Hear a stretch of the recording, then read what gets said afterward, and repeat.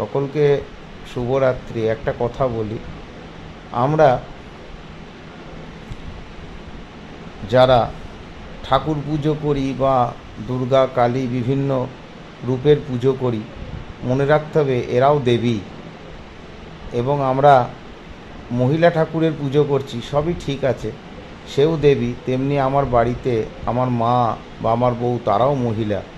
তাহলে আমি তাদের উপর অত্যাচার করলাম, মাকে উল্টোপাল্টা কথা বললাম, মারলাম, বউকে বকলাম, মারলাম, আর এদিকে মন্দিরে গিয়ে দুর্গা পুজো কালী পুজো ঘটা করে করলাম, তা হয় না।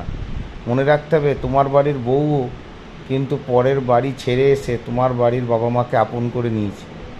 আবার তোমার মাও কিন্তু সর্বতরভাবে তোমার ভালো মন্দ বোঝার চেষ্টা করছে। অতএব যদি আমি বাড়ির মহিলাদেরকে অসম্মান করে মন্দিরে গিয়ে মা দুর্গা মা কালীর পুজো করি, তাহলে আমার মনে হয় না সেই পুজো সার্থক হবে।